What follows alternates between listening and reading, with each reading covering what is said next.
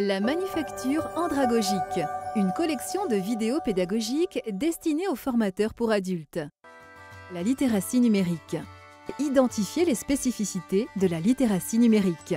Nous avons choisi le concept de littératie car contrairement au terme illettrisme ou analphabétisme, il ne désigne pas un manque de compétences en lecture et écriture, il prend en compte toute la complexité de l'écrit.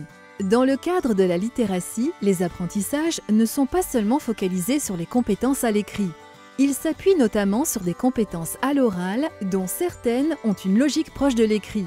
Par exemple, si je suis agent d'entretien et que j'explique comment je m'y prends pour faire le ménage d'un bureau, je vais dire que je commence par ranger, puis que je fais la poussière, puis que je passe la serpillière en commençant par le fond. Mettre des mots sur ce raisonnement, c'est prendre du recul par rapport à l'action.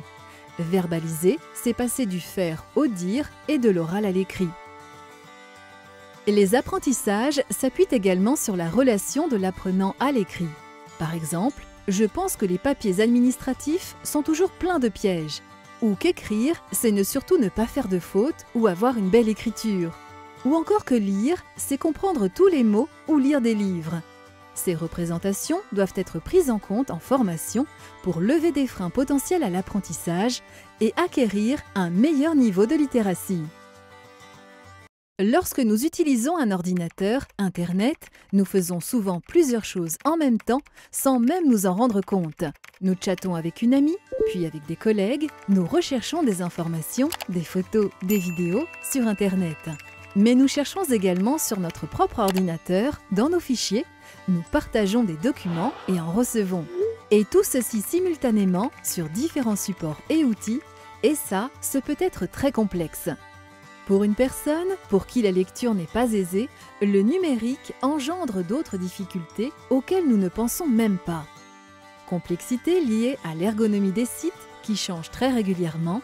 Un jour, il faut se connecter en haut à droite et puis un mois plus tard, en bas à gauche.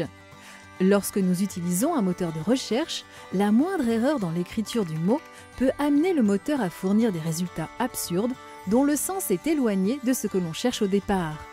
Il y a aussi la navigation induite par les liens hypertextes qui n'est pas linéaire. On passe de page en page. On se perd dans une lecture fragmentée, ou la navigation entre plusieurs onglets qui peut aussi désorienter. Enfin, tout simplement la manipulation des appareils peut présenter une difficulté en soi. Faire un double-clic, utiliser un raccourci clavier, trouver les bonnes lettres sur le clavier, les accents, les majuscules, les chiffres, les caractères spéciaux. Toutes ces dimensions entrent dans le champ de la littératie numérique. La littératie numérique inclut l'ensemble des capacités à chercher, comprendre et utiliser l'information sous de multiples formats et issues de sources variées lorsqu'elles sont présentées sur des appareils numériques, ordinateurs, tablettes, téléphones. Elle englobe donc les compétences des littératies traditionnelles, mais aussi d'autres compétences propres au numérique. Quand nous regardons une chaîne d'infos sur une TV connectée, nous faisons le tri entre toutes les informations. Le présentateur qui nous parle, le reportage présenté avec une voix off, l'animation d'un graphique, le nom de la personne qui parle, le nom du présentateur, et en plus des brèves qui n'ont rien à voir défilent en bas de l'écran. Nous pouvons réagir en direct via une télécommande, en envoyant un message avec un compte Twitter. Et ça mobilise trois grandes capacités. La capacité à utiliser, c'est-à-dire faire fonctionner l'appareil, dans notre exemple, la télécommande. La capacité à comprendre, c'est-à-dire à réfléchir et à analyser. Qui parle? De quel sujet? À qui se rapportent les informations textuelles? Comme par exemple le nom du présentateur. Et enfin, la capacité à créer du contenu, à communiquer, dans notre exemple, la rédaction d'un commentaire sur Twitter. Dans une autre situation, créer des contenus pourrait être la rédaction de messages sur les réseaux sociaux. Cette interaction peut mettre en jeu de nombreux paramètres. Une réponse rapide, une prise en compte des messages précédents, une compréhension de la manière dont les réponses s'entremêlent, par qui et à qui elles sont destinées, et une production de textes qui disent un maximum de choses avec un minimum de mots.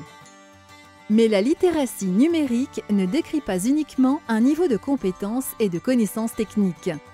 C'est aussi la capacité de participer à une société qui utilise le numérique comme mode de communication en tout lieu et les compétences critiques qui permettent de prendre conscience du rôle des technologies et des médias numériques. La notion de littératie numérique est complexe parce qu'elle fait référence aussi bien à l'univers de l'écrit qu'à l'existence des outils et services numériques avec l'état d'esprit nécessaire pour s'en servir. La littératie numérique renvoie donc à l'ensemble des compétences qui permettent d'agir dans cette culture de l'écrit avec des outils technologiques comme l'ordinateur, le téléphone portable, la TV et l'Internet.